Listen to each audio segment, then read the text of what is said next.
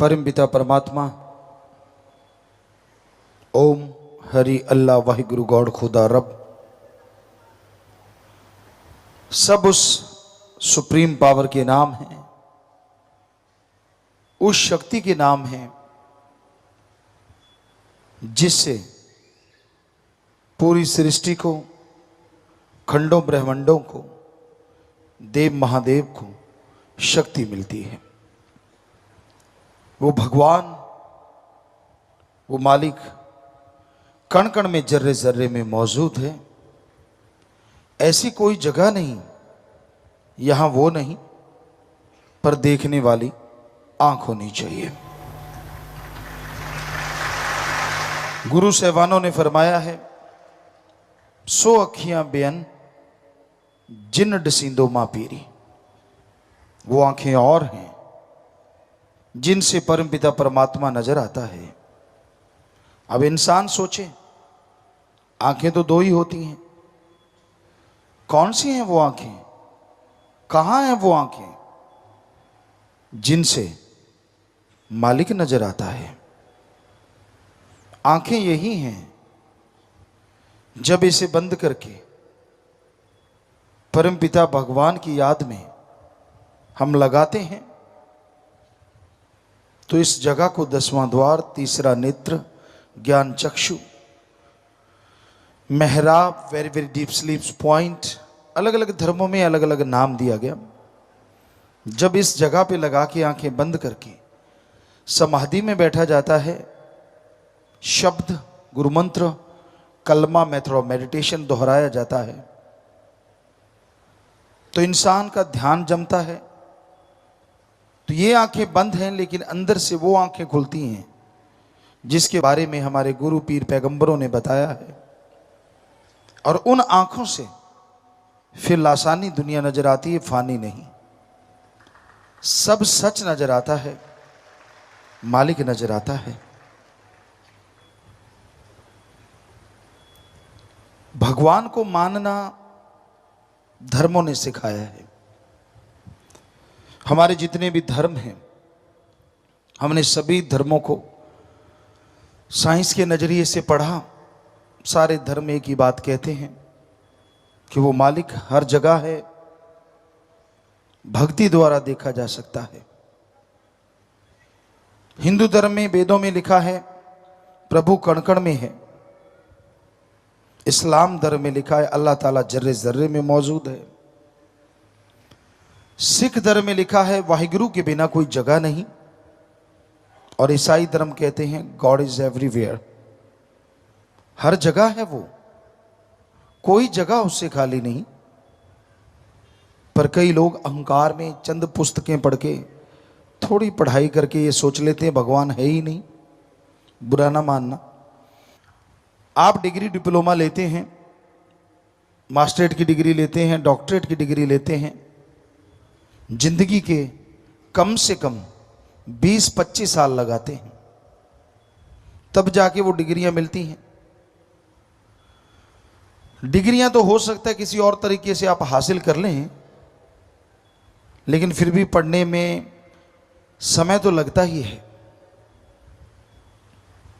तो आप एक छोटी सी डिग्री डॉक्टरेट की हासिल करने के लिए जिंदगी के 20-25 साल लगा देते हैं। और भगवान को पाने के लिए, अल्लाह वाहिगुरु को पाने के लिए आपने समय कितना लगाया, जरा बताएंगे? आपने 25 महीने लगाए,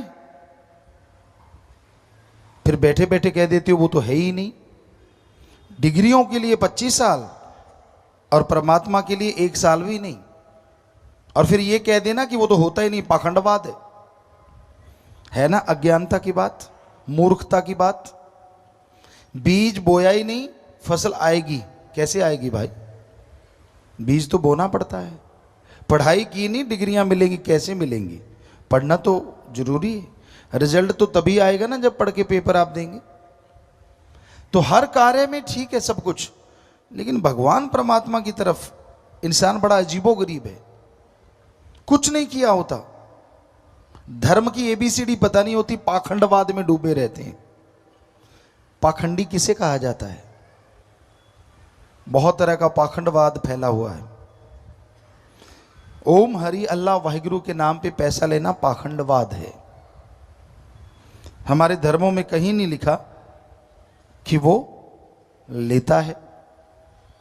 हिंदू धर्म में हमने पढ़ा, वेदों में पढ़ा, साफ स्पष्ट लिखा है भगवान से मांगना चाहिए अच्छी धरती, अच्छा पानी, अच्छी हवा, अच्छी तंदुरुस्ती, अच्छी संतान।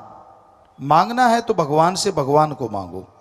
इस्लाम धर्म में लिखा है अल्लाह ताला रहमो करम का दाता है।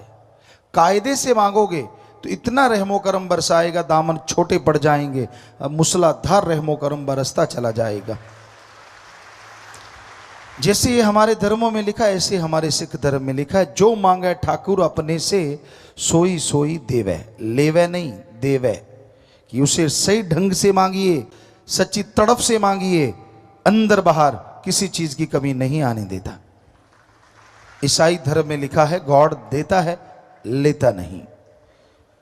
हर धर्म में यह लिखा है, पर आज पाखंडवाद का बोलबाला है। लोग जो धर्म की भाषा है वो बोलना सीख लेते हैं, धर्म का पहनावा पहनना सीख लेते हैं, पर उनके अंदर कायदा कानून कुछ भी नहीं होता। धर्म की एबीसीडी नहीं होती। जिसको देखा उसकी निंदा, इधर बैठा उसकी निंदा, उधर देखा उसकी निंदा। ये किस धर्म में लिखा है? आप जिस धर्म के हो क्या उस धर्म में लिखा है किसी की निंदा करनी चाहिए? हिंदू धर्म में साफ लिखा है पर निंदा 100 गौ घात समाना। कि पराई निंदा, अपने को छोड़ के किसी और की निंदा करना 100 गौ के घात करने के समान एक पल है। सिख धर्म में तो पवित्र गुरबाणी में पेज के पेज भरे पड़े, पृष्ठ के पृष्ठ भरे पड़े। निंदा भली किसी की नाही, मनमुख मुग्ध करन, मुंह काले तिन निंद का नरके कोहर पवन। निंदा भली किसी की नाही, किसी की भी निंदा करना अच्छे नहीं। कौन करता है? मनमुख मुग्ध, मूर्ख, महामूर्ख होते हैं वो। मनमुख मुग्ध करन, मुंह काले तिन निंद का नरके कोहर पवन। लगती है ना मिर्ची गुरु साहबानों के सच्चे वचन सुन के, हिंदू धर्म में सच्चे वचन सुन के, कि वो मूर्ख होते हैं और वो यहां वहां दोनों जहां में नरक के अलावा कुछ भी नहीं। और जो सुनते हैं उनकी हां में हां मिलाते हैं वो भी वैसे ही होते हैं। क्यों करते हैं आप किसी का बुरा? क्यों सोचते हैं? क्यों निंदा करते हैं?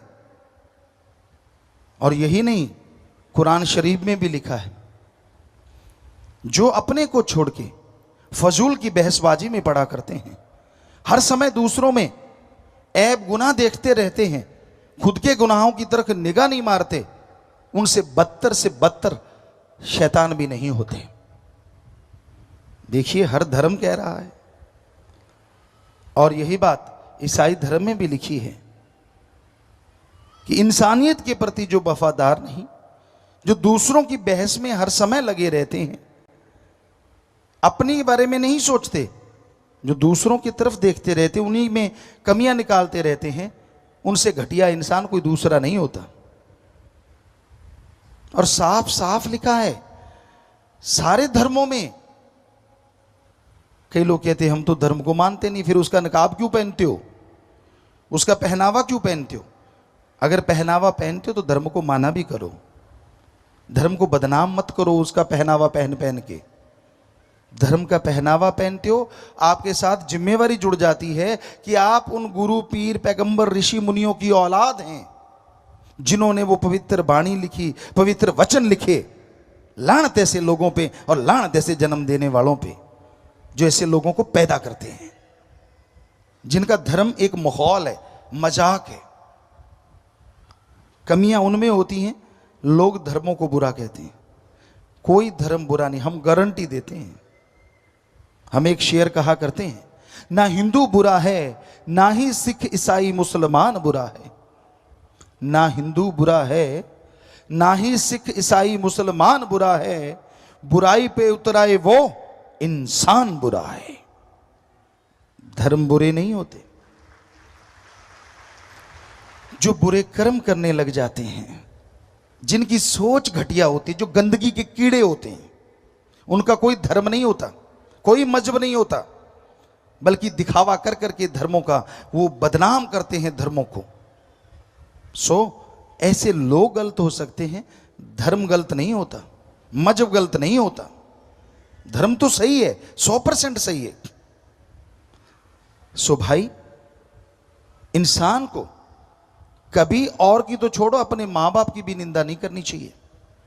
हमने देखा है नौजवानों को बैठे बैठे अपनी मां की, अपने बाप की निंदा करने, अपने भाई की, बहन की निंदा करते हैं।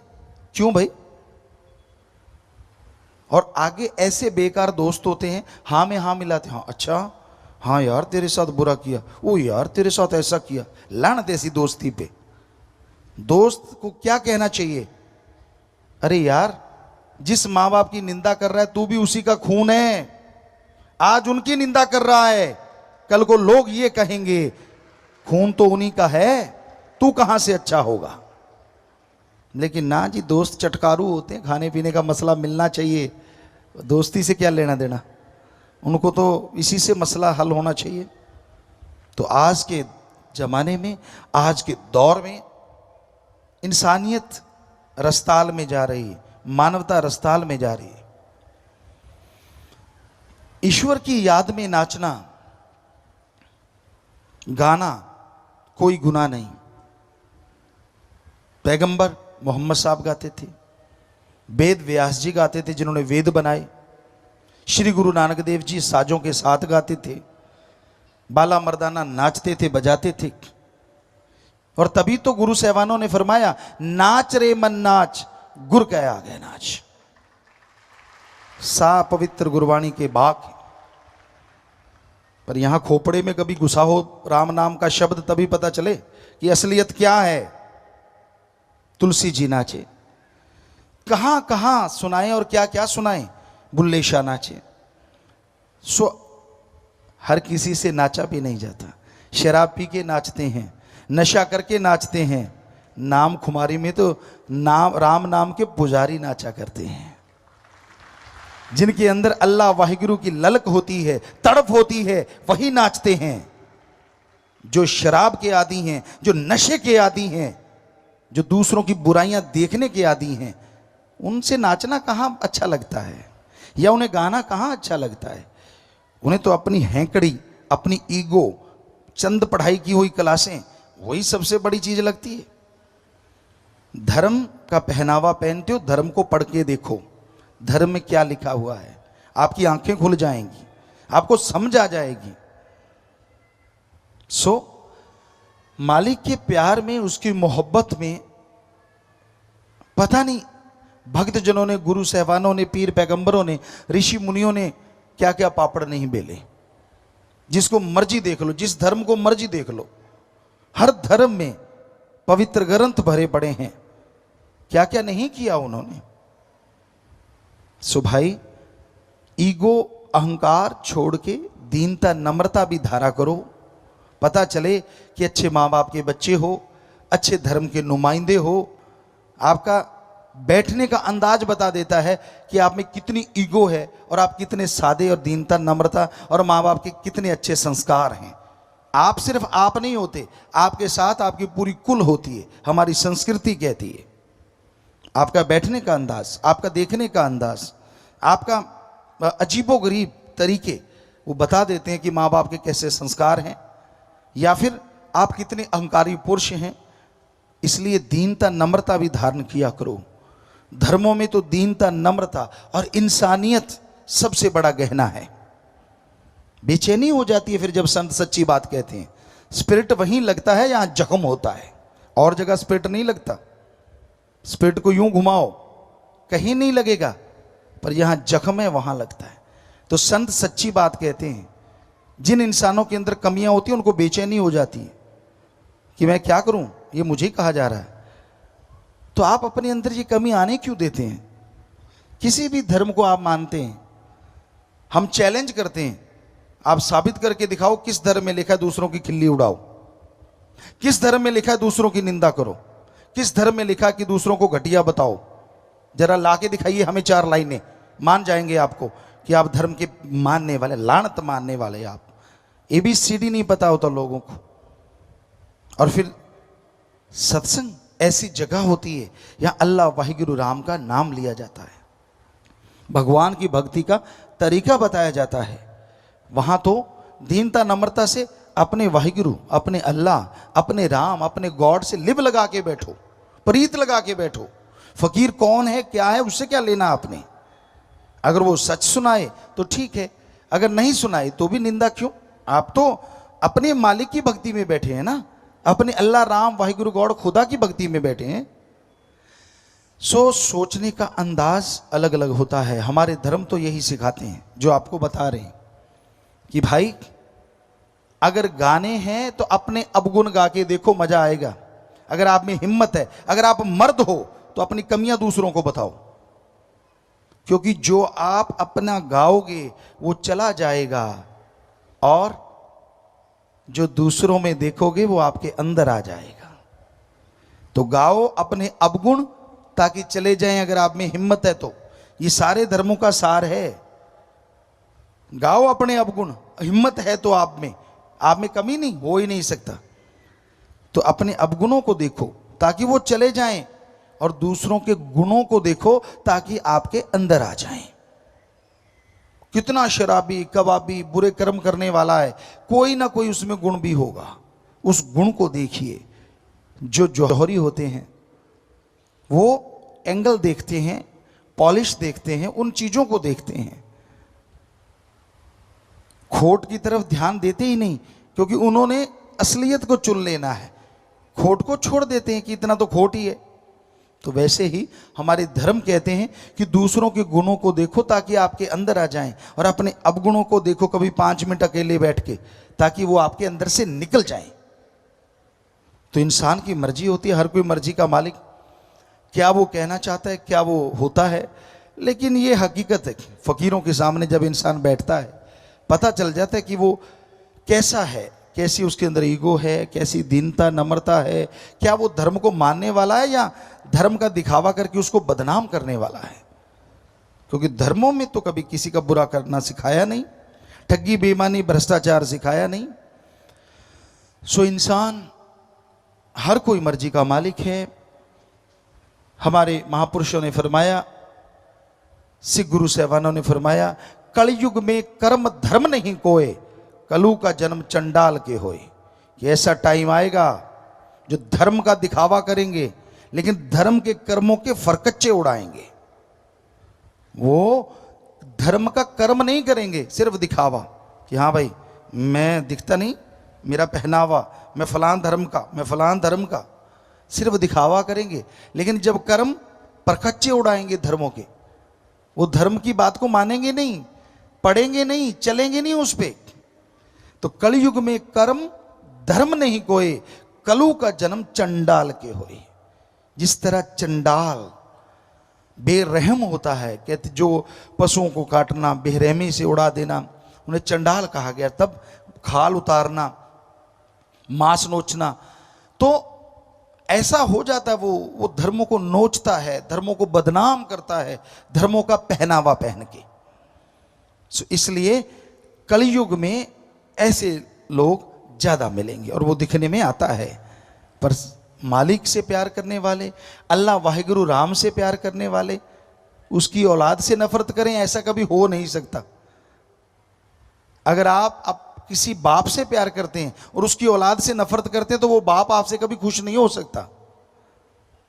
इसलिए दिखावा, या तो दिखावा छोड़ दीजिए, और अगर धर्म के नुमाइंदे हो तो धर्म के कुछ कर्म भी करने सीख लो, धर्म के अकॉर्डिंग चलना भी सीख लो, ताकि लगे कि हाँ भाई आप धर्म को बदनाम नहीं कर रहे, धर्म का साथ दे रहे हो। धर्म कोई बुरा नहीं, पर उसको न मानना बुरा है, दिखावा करना बुरा है। दिखावा ना कीजिए। इंसान तो कोई दिखता ही नहीं जिसका कोई धर्म ना हो। हर आदमी है, इंसान है, पुरुष है, किसी न किसी धर्म से जुड़ा है। तो अगर आप धर्म से जुड़े हैं तो धर्म की लाज रख लीजिए। जो गुरु साहबानों ने, ऋषि मुनियों ने, पीर पैगंबरों ने हमें बताया है उसके अकॉर्डिंग चला कीजिए, ताकि जिंदगी में कुछ शांति आए, घर में कुछ फायदा हो और आपका मन मालिक की याद में लग जाए। नाम जिसे मिल जाता है वो भाग्यशाली जीव होता है। जिस तरह कीचड़ में कमल खिल जाता है, उसी तरह इस घोर कलयुग में परमपिता परमात्मा का नाम लेने से कीचड़ में त्रिलोकी के चक्कर में फंसी हुई जीवात्मा भी कमल की तरह खिल जाया करती है। इसलिए जिसको नाम मिला है उनको चाहिए कि उसका सुमरन करें। बेइंतहा खुशियां हैं, बेइंतहा लज्जतें हैं, बहुत ही ताकत है, बहुत ही शक्ति है परमपिता परमात्मा के नाम में। इंसान को जो उसके कर्मों में लिखा है वो मिलता है, और जो कर्मों में नहीं लिखा ईश्वर के नाम से वो भी मिल सकता है। कर्म का लेखा जोखा भगवान के द्वारा होता है। कहते हैं जो भगवान ने लिख दिया, जो कर्मों में लिखा गया वो तो मिलेगा, इसमें कोई दो राय नहीं। लेकिन जो नहीं लिखा, भगवान के नाम से आप उसे अपने भाग्य में लिख सकते हैं। इतनी ताकत है ईश्वर के नाम में, इतनी शक्ति है भगवान के नाम में। आप दुनिया में हर अच्छे नेक क्षेत्र में सक्सेस होना चाहते हैं, सफलता हासिल करना चाहते हैं, और उसके लिए आप अपने तन से, अपने दिमाग से पूरा जोर लगाते हैं, पर फिर भी कई बार सफलता आपके हाथ में आके फिसल जाती है। पूरी मेहनत करने के बावजूद आप कामयाब नहीं हो पाते। कई लोग ये सवाल करते हैं कि गुरुजी ऐसा क्यों होता है? हमने इस जिंदगी में कभी किसी का कोई बुरा कर्म नहीं किया, हम मेहनत करते हैं, कड़ा परिश्रम करते हैं, फिर भी जो सक्सेस हमें मिलना चाहिए वो हमें नहीं मिल पाता। इसकी क्या वजह है? इसकी वजह है कर्म रोग, कर्मों का चक्र। इस जन्म में आपने कोई बुरा कर्म नहीं किया, बहुत ही अच्छी बात, लेकिन 84 लाख शरीरों का अगर एक एक बुरा कर्म भी माने तो 84 लाख बुरे कर्म हैं आपके साथ। और जब तक उन बुरे कर्मों को खत्म नहीं किया जाएगा, सब कुछ होते हुए भी आप कंगाल रहते हैं। कैसे खत्म होते हैं? कैसे खत्म होता है ये कर्मों का दायरा? ईश्वर की भक्ति से, प्रभु के नाम के सुमरन से जन्मों जन्मों के पाप कर्म खत्म होने लगते हैं। और जल्दी खत्म करना चाहो तो सेवा करो। सेवा अति उत्तम धंधा है। सच्चे दिल से, भावना से अगर कोई सेवा करता है, पीर फकीर जो वचन कहते हैं उनको मान के अगर कोई सेवा करता है, तो यकीनन जन्मों जन्मों के पाप कर्म बहुत जल्दी कटने शुरू हो जाते हैं। इंसान सोचता है पता नहीं कितने के पाप कर्म पड़े हैं, पता तो चलता नहीं। पता चलेगा तो हो सकता है आप दबी जाएं। अगर आपको मालूम पड़ जाए कि आपके तो करोड़ों पाप कर्म पड़े हैं, तो हो सकता है दिमाग रूपी पुर्जा हिल जाए। हो सकता है आप भगवान से मुंह फेर लें, और हो सकता है आप और गुनाहों के दलदल में धंस जाएं।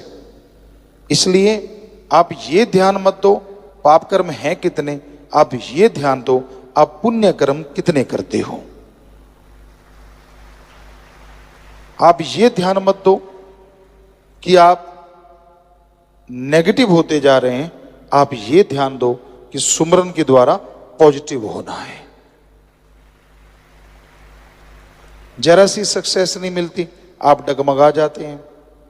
थोड़ी सी नाकामयाबी मिलती है, आप घबरा जाते हैं। अरे पता नहीं कौन सा भयानक कर्म आपका कट गया। सुमरण कीजिए, हिम्मत से आगे बढ़ते जाइए, कभी नेगेटिव ना सोचो और नेगेटिव हो भी ना। इंसान के दिलो दिमाग में दो विचार चलते हैं, पॉजिटिव और नेगेटिव। हमेशा से कोई आदमी विचार शून्य नहीं होता। जब शून्य समाधि में जाता है, मालिक के नूरी स्वरूप के दर्शन होते हैं, तब दुनियादारी के पॉजिटिव नेगेटिव विचारों से आदमी शून्य होता है। सिर्फ और सिर्फ परमपिता परमात्मा का रहमो करम बरस रहा होता है, वो उसे पा रहा होता है, खुशियां मना रहा होता है। अदरवाइज दिमाग कभी विचार शून्य नहीं होता।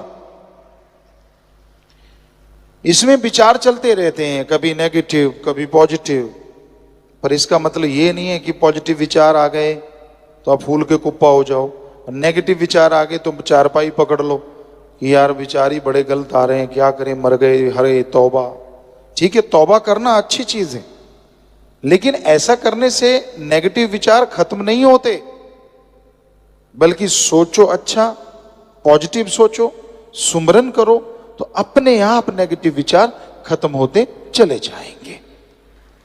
विचारों का आना जाना लगा रहता है, विचारों को सुन के उस पे अमल ना करो। जो बुरे विचार आते हैं, जो नेगेटिव आता है, विचारों का क्या है? कहते हैं बेटे का नेगेटिव मां पहले सोचती है। उदाहरण के तौर पे बेटा जहाज पे सफर करता है, मां सोचती है जाता जाता जहाज ही ना फट जाए। अब ये तो नहीं सोचती कि कहां 24 घंटे में पहुंचना था, इतना खज्जल ख्वार होता कहां 2 घंटे में पहुंच जाएगा, वो तो नहीं ध्यान देती। तो कहते हैं कि नेगेटिव मां पहले सोचती है, पॉजिटिव बाद में, ये कहावत है। पर उसके नेगेटिव सोचने से कितनी बार जहाज फटा है? कभी हुआ ऐसा? नहीं हुआ। तो फिर क्यों नेगेटिव विचारों के लिए बीमार होना? आ गए, परवाह ना करो, सुमरण करो, 5 मिनट भी कर लिया, सेवा कर ली, तो वो उसका असर खत्म हो गया और आपको कोई पाप गुना नहीं लगता। पॉजिटिव विचार आ गए तो उन पे जल्दी से अमल कर लो। अच्छे नेक विचार आ गए, भला करने के विचार आ गए, कहीं चले ना जाएं, उनको पकड़ लो और जल्दी से भले काम कर डालो। क्योंकि मन बड़ा शैतान है, ये भले विचारों को ज्यादा देर टिकने नहीं देता, उड़ा देता है। कुछ ना कुछ दिखा दिया, कुछ ना कुछ सोच दिया, कोई सब्ज बाग बना दिए और आदमी गुमराह हो जाता है।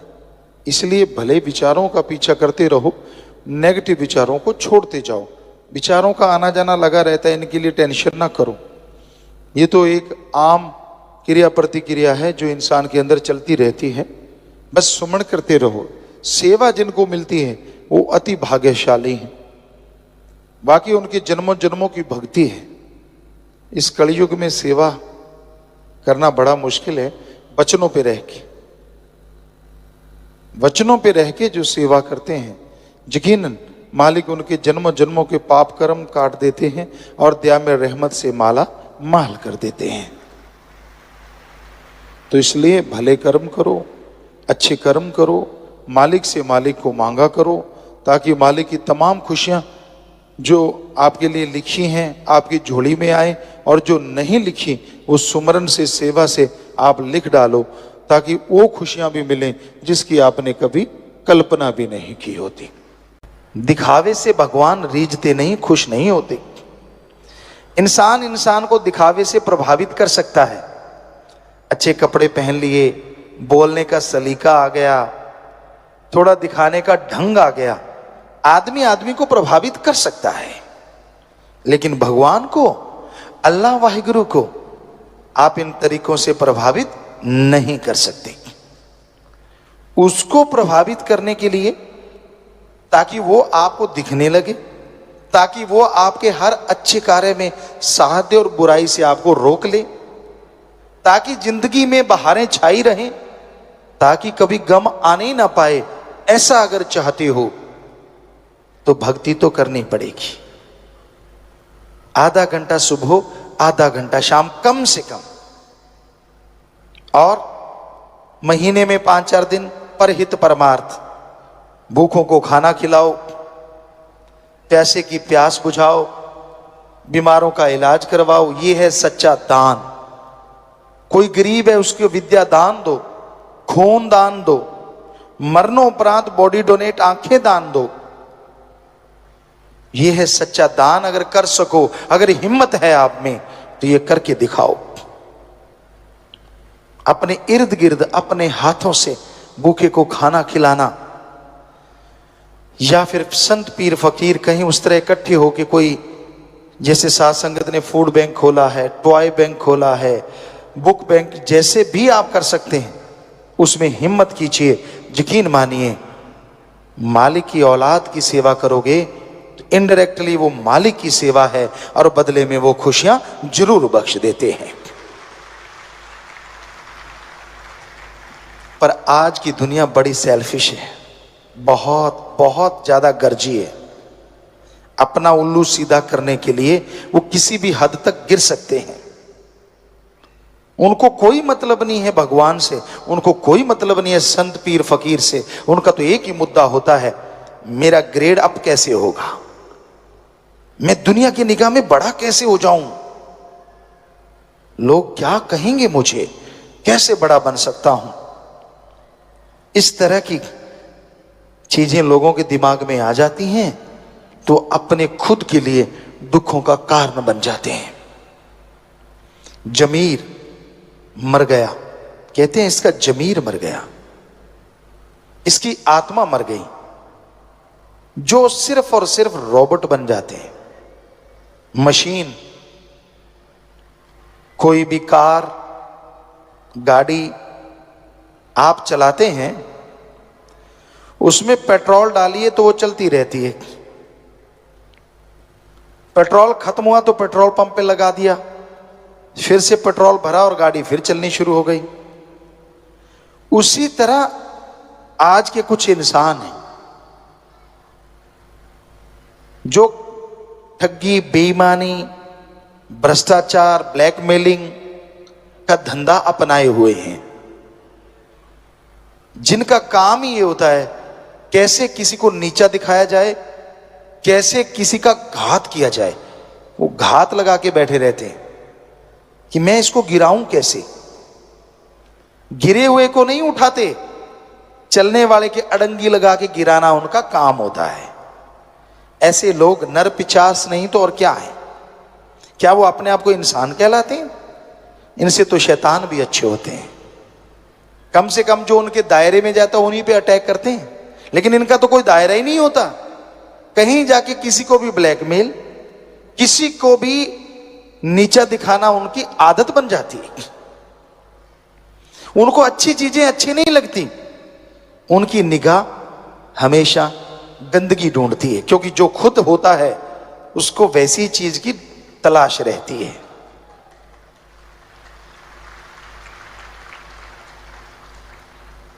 अब चंदन के पेड़ के पास अगर कोई पेड़ लग जाए तो उसमें खुशबू आती है। काग को, कौवे को जितना मर्जी सफेदी से पूत दो, वो कूड़े करकट के ढेर में चोंच मारने से बाज नहीं आता। हंस कहते हैं पानी में से दूध निकाल के पी लेता है। तो इस दुनिया में हंस भी हैं लोग और काग भी हैं लोग। हंस जो होते हैं, कमल जो होता है, वो गंदगी कीचड़ में भी खिल के आभा दिखाता है, और काग जो होता है वो 36 प्रकार के भोजन को खाएगा तो सही, और उसे जो मजा कूड़े करकट के ढेर में आता है वो 36 प्रकार के भोजन में नहीं। इसी तरह के लोग हैं इस दुनिया में। एक होते हैं कि जो अच्छाई देखना चाहते हैं, सच्चाई देखना चाहते हैं, और एक होते हैं जो गंदगी को सच्चाई बनाना जानते हैं। तो तरह तरह की दुनिया है, लेकिन एक भक्त को क्या करना चाहिए ऐसे समाज में या हाथ को हाथ खाए जा रहा है, यकीन के लायक कोई नजर ही नहीं आता। आपसे हंस के बोलेंगे, हाथ मिलाएंगे, पता नहीं जाते कब आपकी जेब काट के ले जाएंगे। मतलब आपको नीचा दिखाने का सामान इकट्ठा कर लें, क्या पता। अगर आप सही हैं तो सबका सत्कार करो, इज्जत करो, सबसे बेगर्ज प्यार करो, क्योंकि जो गर्जी प्यार होता है ना वो टूट ही जाता है एक ना एक दिन, और जो बेगर्ज मोहब्बत होती है वो हमेशा बनी रहती है। सबसे बेगर्ज मोहब्बत भगवान की है, उसकी भक्ति करें, वो आपसे कुछ मांगेगा नहीं। आप भक्ति करेंगे तो उसके बदले में भी आपको सद्बुद्धि बख्शेगा, आत्म बल बख्शेगा, जिसके द्वारा आप दुनिया में तरक्कियां हासिल करते जाएंगे और जीवन खुशियों से व्यतीत कर पाएंगे।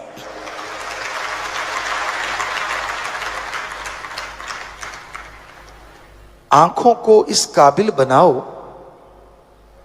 कि आप लोगों के गुणों को देख पाओ। बुद्धि दिमाग को इस काबिल बनाओ कि आप लोगों के गुण ग्रहण कर पाओ। आपको एक थ्योरी कई बार समझाई जो कि सच है। अगर आप अपने अंदर की कोई चीज देखते हो और बार बार अपनी किसी चीज को दोहराते रहते हो, वो आपके अंदर से चली जाती है। दूसरों की किसी चीज को अगर बार बार गाते हो, वो आपके अंदर आ जाती है। उदाहरण के तौर पे, अगर आप अपने अंदर के गुणों को ही देखते रहते हो, मैं बड़ा गुणवान, मैं ये हूं, मैं वो हूं, धीरे धीरे वो अहंकार का रूप धारण कर लेते और अवगुण हो जाते हैं। हां, अगर आप अपने अंदर के अवगुण देखते हो कि यार मेरे में ये कमी, मेरे में वो बुरी आदत, कभी अपने लिए टाइम निकाला करो। रोज 24 घंटे में 5-7 मिनट इकट्ठे बैठ के, इकल्ले बैठ के, एकांत में सोचो तेरे में क्या कमियां हैं, कौन सी बैड हैबिट है आप में, और फिर भक्ति से उसे बार बार देख के दूर करने की कोशिश करोगे। सच मानो वो आपके अंदर से चली जाएगी। अब दूसरों की जो गाओगे वो आपके अंदर आएगा। दूसरों के अवगुण गाते रहते हो, सारा दिन आपका काम ये है कि दूसरों के अवगुण देखना, उनकी बुराइयां देखना, बुराई सोचना, बुराई के बारे में बात करना, चुगली, निंदा। तो यकीन मानो वो सारी बुराइयां आप में धीरे धीरे आनी शुरू हो जाएंगी। तो दूसरों में देखो गुण, यार उसमें ये गुण है, उसमें वो गुण है, फला आदमी इतना गुणवान है, उसकी ये आदत मुझे अच्छी लगी। उसको बार बार दोहराओगे तो वो गुण, वो अच्छी आदतें आप में आती जाएंगी, आप गुणवान बनते जाओगे और दोनों जहान में इज्जत पाओगे, खुशियां पाओगे। दूसरों के अवगुण कभी ना गाओ और अपनी बड़ाई ज्यादा मत गाया करो। यही रूहानियत है, यही सूफियत है। आप आनंद परमानंद की प्राप्ति करना चाहते हैं तो बहुत जरूरी होता है आप अपनी आदतों पे कंट्रोल करो। क्या ये इतना आसान है? हैबिट चेंज करना, आदतें बदलना बहुत बहुत मुश्किल होता है। मना रे तेरी आदत ने कोई बदलेगा हरिजन सूर, चोर जुआरी क्या बदलेगा ये तो माया का मजदूर। मना रे तेरी आदत ने कोई बदलेगा हरिजन सूर। चोर जुआरी बुरे कर्म करने वाले अपनी आदतों को बदल नहीं सकते। जो हर समय नेगेटिव नेगेटिव नेगेटिव ढूंढते रहते हैं, वो अपनी नेगेटिव थिंग को कभी बदल नहीं सकते, नेगेटिव या बैड हैबिट को चेंज नहीं कर सकते। हां, हरि भगवान या फिर हरि जन, उसका कोई आदमी जो उसकी भक्ति करता है, शूरवीर योद्धा, वो अपनी आदतों को बदल सकते हैं। एक कहावत है, पशुओं को रस्सा चबाने की आदत पड़ जाए, उसके आगे जितने मर्जी पकवान रख दो वो रस्सा ही चबाएगा।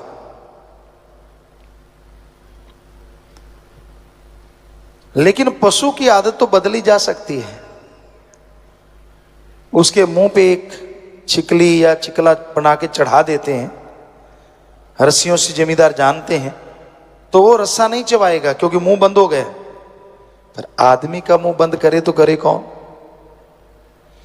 आदमी को पकड़ के गिरने से रोका जा सकता है, लेकिन ये 2.5-3 इंच की जो जुबान है ना, इसको बोलने से कोई रोके तो रोके कैसे? मर्जी का मालिक है, जो मर्जी कहे, जो मर्जी बोले, हर है भी सच। लेकिन जो कड़वा बोलते हैं, जो गलत बोलते हैं, वो समाज में इज्जत नहीं हासिल करते तो भगवान की दरगाह में कहां से करेंगे। आदमी का जो चेहरा होता है वो साइन बोर्ड होता है, साइन बोर्ड। आप किसी दुकान में जाएंगे, क्यों जाते हैं? क्योंकि साइन बोर्ड लगा हुआ होता है, उस पर लिखा होता है यहां बीज मिलेंगे, ये मिठाई की दुकान है, ये रेस्टोरेंट है, तो साइन बोर्ड पे लिखा होता है। ऐसे आदमी का जो माथा होता है ना, वो साइन बोर्ड होता है। संत पीर फकीर को भगवान ऐसी निगाह देते हैं कि वो देखते हैं तो उन्हें पता चल जाता है ये कितना झूठ बोल रहा है, कितना सच कह रहा है, पर वो कहते कुछ नहीं, क्योंकि फकीरों का काम ही पर्दा रखना होता है, उठाना नहीं। पर उनको पता चलता है यार ये तो गप फेंक रहा है। बीच में वो कहते वाह अच्छा बेटा, वाह भाई वाह, वाह भाई वाह, और वो चौड़ा हो जाता, क्यों सरका दिया यहां भी। ऐसे भी लोग होते हैं, कई ऐसे होते हैं कि झूठ बोल ही नहीं पाते। ऐसे भी देखे हैं हमने, झूठ बोलने लगेंगे उनकी टांगे कांपने लगती है, उनकी जुबान साथ छोड़ जाती है, वो बोल ही नहीं पाते। झूठ बोल के भी फिर सच कह देंगे यार मेरे से बोला गया, बात ही खत्म। पर ऐसे कोई कोई होते हैं। आजकल तो एक्सपर्ट हैं, सारे हीरो हैं।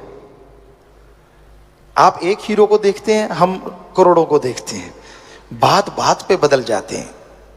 एक फकीर के सामने जब आप झूठ बोलते हैं तो अपने आप को धोखा देने के अलावा किसी और को नहीं देते। सच बोल देंगे, फकीर का कोई वचन निकला, आपने पकड़ लिया तो आपका भला हो गया।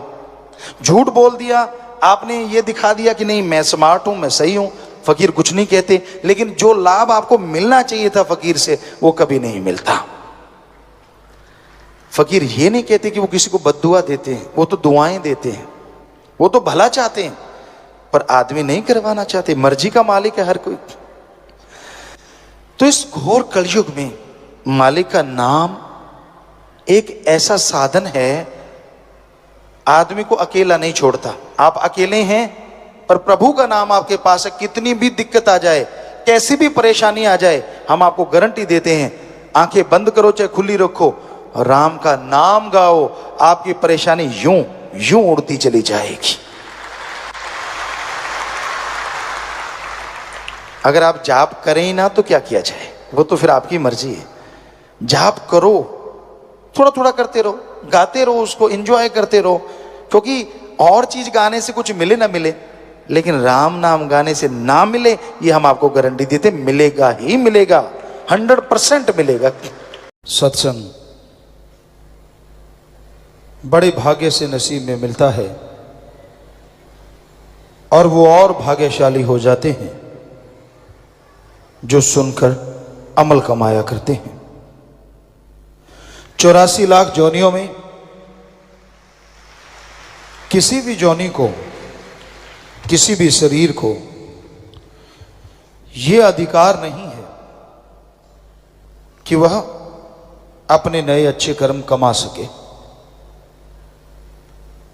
धर्मों में जो लिखा है कि आदमी की किस्मत में जो लिखा है वो मिलता है। सिर्फ इंसान को छोड़ के बाकी शरीरों के लिए ये सही है। वो वही करते हैं जो काल महाकाल उनसे करवाता है। पर सबसे दुखद बात यह है, वो कर्म कर सकते हैं, कर्म उठा नहीं सकते। या दूसरे शब्दों में, काल ने खेल ही ऐसा रचा, महाकाल ने, कि बाकी शरीर जितने भी हैं वो कर्म करते रहते और वो भी बुरे, लेकिन उनके अंदर इतनी ताकत नहीं होती कि वो अपने बुरे कर्मों का फल उठा सके। और काल ने जानबूझ के ऐसा किया ताकि सारे कर्मों का बोझ जब मनुष्य शरीर मिले उस पे डाल दिया जाए। क्यों? क्योंकि मनुष्य शरीर ही एक ऐसा शरीर है जो उस अल्लाह, राम, ईश्वर वाहिगुरु गॉड को पा सकता है, आवागमन से मोक्ष मुक्ति हासिल कर सकता है। इसलिए काल ने 84 लाख शरीरों में बिल्कुल आखिर में आने वाला शरीर, मनुष्य शरीर, इस पे कर्मों का सारा बोझ डाला। अब जरा सोचिए, 84 लाख शरीरों का अगर एक एक कर्म भी बनाएं तो 84 लाख कर्म बनते हैं। लेकिन भगवान ने मनुष्य शरीर को इतना मजबूत बनाया, इतना मजबूत बनाया कि ये उन सब कर्मों का खात्मा ही नहीं कर सकता, बल्कि जीते जी परमानंद और मरणोपरांत परमानंद की प्राप्ति पूर्णतः कर सकता है। और भगवान ने यही बस नहीं की, 84 लाख शरीरों में एक मनुष्य शरीर ऐसा बनाया जो उसके भाग्य में लिखा है उसको भी बदल सकता है। सिर्फ मनुष्य शरीर, इसमें भक्ति की जाए, कर्म योगी और ज्ञान योगी बना जाए तो ये भयानक से भयानक कर्मों को बदल सकता है।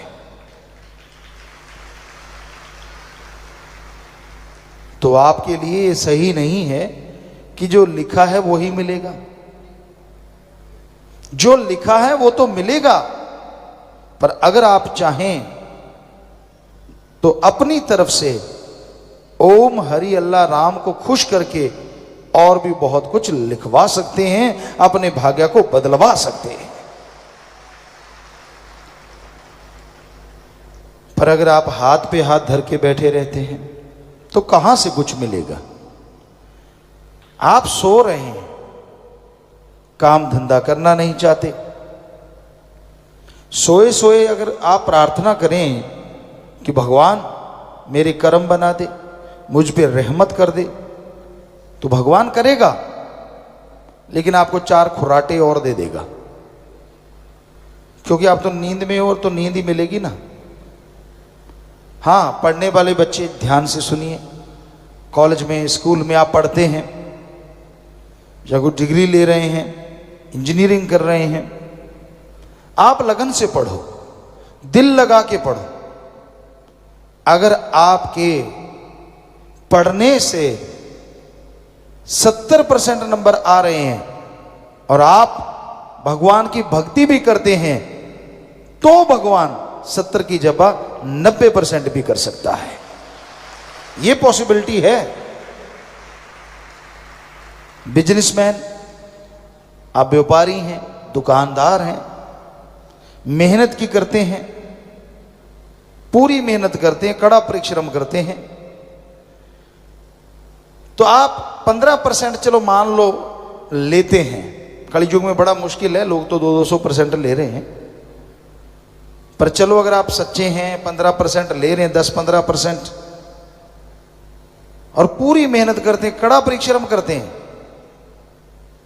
तो यहां एक ग्राहक नहीं आना था, वहां भगवान 100 ग्राहक भी भेज सकता है। यह पॉसिबिलिटी है। इस तरह से आपकी कमाई भी बढ़ सकती है और बेईमानी भी नहीं करनी। जिम्मेदार है, आप मेहनत करते हैं, खेतों में हल जोत रहे हैं, पानी लगा रहे हैं, बीज बो रहे हैं, अगर उस समय साथ साथ भगवान मालिक का नाम ले रहे हैं, दृढ़ यकीन के साथ, दृढ़ता के साथ, तो वो बीज जो धरती में जाएगा, फले फूलेगा। और जैसे गेहूं का उदाहरण दें आपको, कि दूसरों के उसी बीज में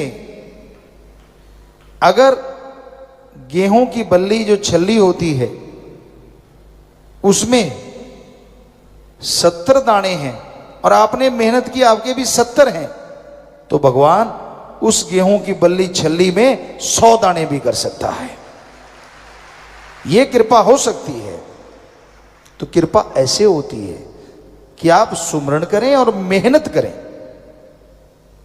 कोई भी नौकरी पेशा है, आप पूरी लगन से, पूरी मेहनत से काम करते हैं, गपशप की बजाय आप जितना काम मिलता है उसे कायदे से कर देते हैं, तो भगवान का सुमरण करते रहते हैं, नेक कर्म करते हैं, तो तरक्की 2 साल में मिलती है। हो सकता है भगवान आपको 1 साल या 6 महीने में तरक्की दे दे,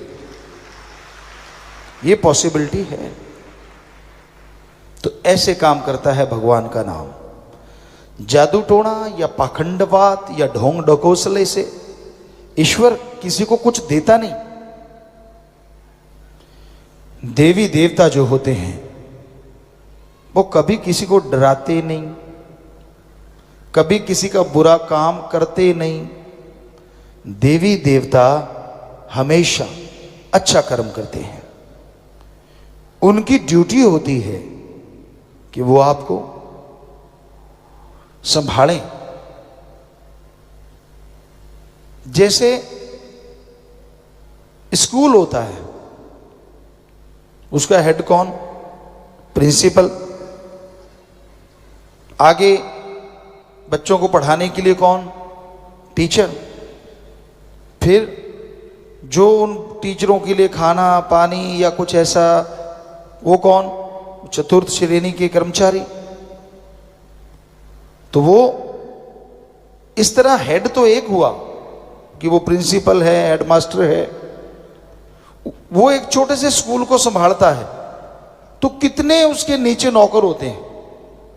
पूरी सृष्टि नहीं, आप तो एक त्रिलोकी में रह रहे हैं, ऐसी सैकड़ों त्रिलोकियां हैं, ऊपर एक और जहान है। तो इस त्रिलोकियों को संभालने के लिए भगवान ने देवता बनाए हैं। कोई हवा का ख्याल रखता है, कोई आपकी बॉडी में, सब देवी देवता हैं, वो पूरी संभाल रखते हैं।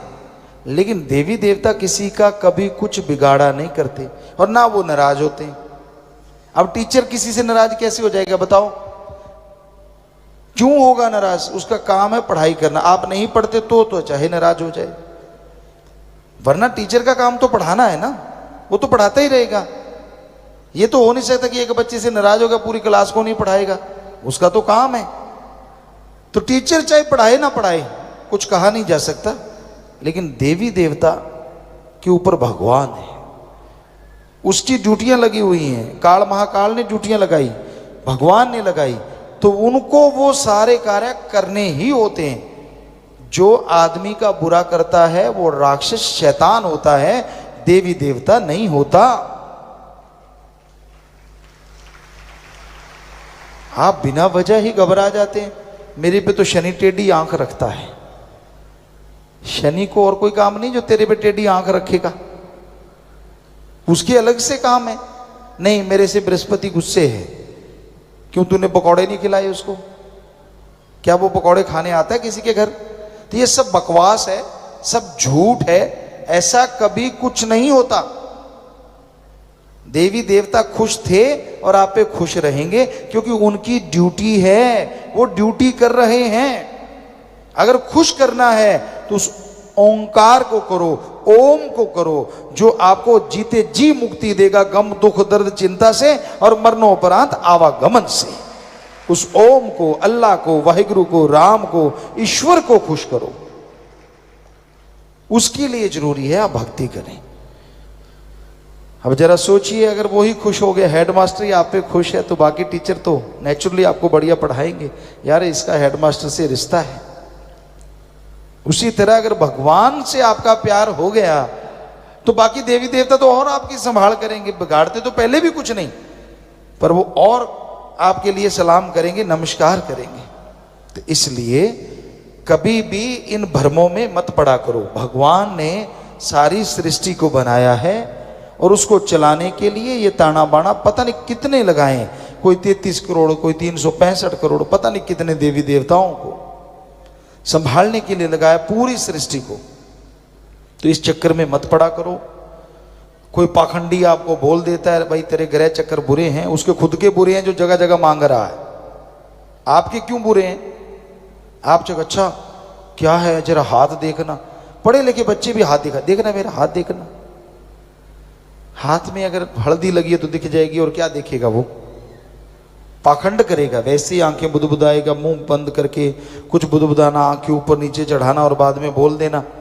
ये तो कहेगा नहीं कि तू बहुत खुश है, ये भी नहीं कहेगा कि तेरे घर में बहुत बरकतें हैं। अगर ऐसा कहेगा तो उसे खाक मिलेगा, वो कहेगा तेरे तो गड़बड़ है। सवाल ही पैदा नहीं होता कि वो ना कहे। और उस गड़बड़ के बदले जाप करवाओ, ये करवाओ, वो करवाओ और इतने पैसे दे जाओ, आप बेफिक्री से घूमो, मैं आपकी जगह जाप करूंगा। और आप उल्लू बन जाते हैं बिना वजह। क्यों भाई? ये उल्लू से बात याद आई, कल हम आपको विदेशों की बात सुना रहे थे। अपने यहाँ क्या कहते हैं, जो मूर्ख होता है या उसको कहते हैं ना उल्लू बना दिया, और वहां उल्लू को बुद्धिमान मानते हैं। देखो नई बात, वहां जगह जगह उल्लू की फोटो लगी होती है, जगह उसको बड़ा बड़ा अच्छा मानते हैं, शकुन मानते हैं, बहुत बढ़िया मानते हैं। तो पता नहीं दुनिया में क्या क्या है। हमने कहा ये उल्लू, कहते गुरुजी उल्लू को बुद्धिमान मानते हैं। हमने कहा अच्छा होगा बुद्धिमान, पर हमारे तो इसको बिल्कुल ही मूर्ख और नालायक मानते हैं। तो ये चीजें हैं दुनिया में, तरह तरह की बात पे बात आ गई थी। सो आप किसी से बेवकूफ मत बनो। तिथ बार ना जोगी जाने, रुत मा ना कोई, जा करता सृष्टि को साजे, आप पहचाने सोई। ध्यान से सुनिए, भगवान ने कोई तारीख का नाम नहीं रखा, भगवान ने किसी दिन का नाम नहीं रखा। हमने वेद पढ़े, पवित्र वेद, गीता, रामायण, महाभारत, सभी पवित्र ग्रंथ, पवित्र गुरबाणी सिख धर्म की, पवित्र बाइबल, पवित्र कुरान शरीफ, कुरान मजीद, पवित्र धर्मों के सब ग्रंथ पढ़े, सूफी संतों की वाणी, कबीर जी, शेख फरीद, नामदेव, धन्ना भक्त। कहीं नहीं लिखा कि भगवान ने दिनों का नाम रखा है या तारीख का नाम रखा है। जब उसने नाम रखा ही नहीं, ये तो आदमी के रखे हुए हैं सिर्फ पहचान के लिए, ताकि पहचान रहे भी आज ये दिन है, आज ये दिन है। वरना क्या पता लगता दिन गुजर गया, कौन सा दिन, कौन सी तारीख, क्या पता लगता। आप जन्मदिन कैसे मनाते? बहुत चक्कर पड़ जाते ना अगर दिन का नाम ना होता, तारीख का नाम ना होता। तो इसलिए ये आदमी ने सुख सुविधा के लिए रखा है, पर कोई तारीख बुरी नहीं, कोई दिन बुरा नहीं। इस चक्कर में मत पड़ो। आदमी ने रखा, आदमी बनाता है ये बुरा है, ये गलत है, ये फलां, ये फलां। कहीं धर्म में ये चीज नहीं है, तो भगवान ने नहीं बनाया। इसलिए आज कर्म अच्छे करोगे तो अच्छे बन जाओगे, और आज बुरे करोगे तो आने वाले टाइम में आपको बुरा भोगना ही पड़ेगा। इसलिए कर्म योगी बन के अच्छे कर्म कीजिए, भले कर्म कीजिए, ताकि आप अच्छाई पे, नेकी पे आगे बढ़ते जाएं और मालिक की कृपा पात्र बनते जाएं। सत्संग में इंसान जब चल के आता है, दिलो दिमाग में जो विचार होते हैं, भावनाएं होती हैं, शंकाएं होती हैं, सवाल होते हैं, उनका जवाब पूरी सत्संग सुनता है तो कहीं ना कहीं अवश्य मिल जाता है, इशारा मिल जाता है, हल मिल जाता है। और सुन के अमल करे तो वाकई उसकी वो गम, चिंता, परेशानियां दूर हो जाती हैं। तो वचन बहुत जरूरी है। संतों के सत्संग में सुन के अमल करना।